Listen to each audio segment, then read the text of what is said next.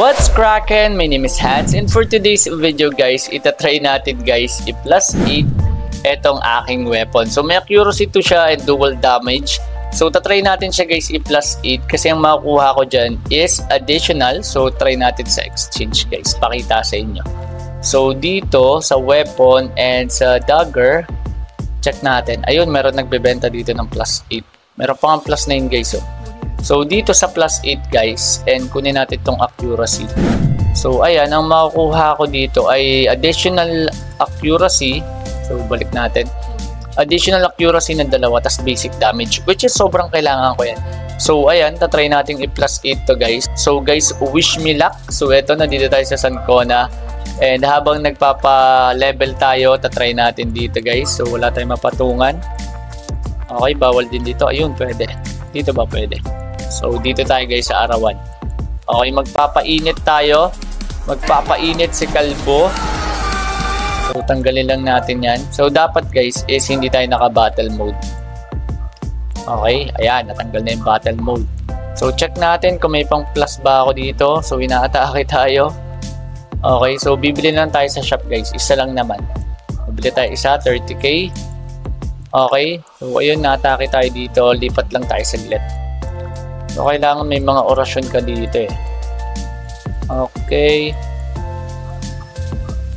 Pwede ata dito. Pwede nga. Walang, banatan ko lang to saglit guys. So plus 7. Try na rin natin itanggalin yung lock. Okay. So eto na siya. Nakakabahan ako ah. Ito tayo sa bandang gilid. Yan. So eto na guys. Ipa-plus na natin siya. Okay. So enhance and confirm. So ang pinakamagandang click dito guys ay sa baba. So tatakpan na lang natin yung mata natin. And let's go!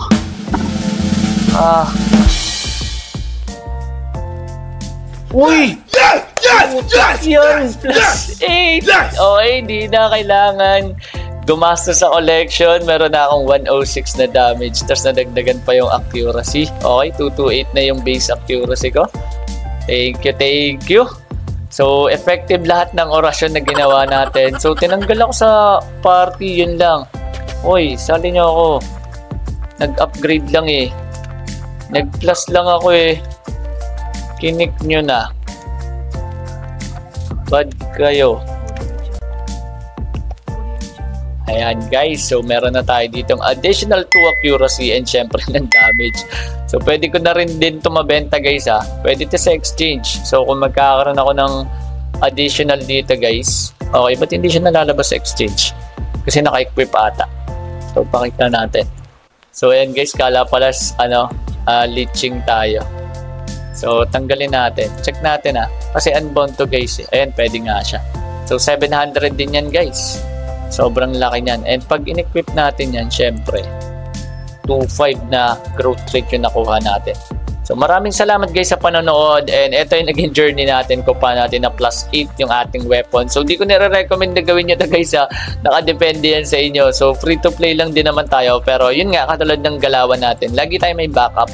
So may backup naman ako ditong diamonds. In case na mabasag yun, syempre, mangyayari, no choice, kailangan ko bumili. So, part yun guys ng risk na tinake natin. So, malamang bibiling ko dito is itong may accuracy or itong may crit siguro probably or skill damage too. So, nakadepende yan guys. Pero malamang crit yung kukunin natin since rogue tayo. And maraming salamat guys sa panonood. So, don't forget to follow me on TikTok and also subscribe on my YouTube channel. So, once again, this is Hans and God bless.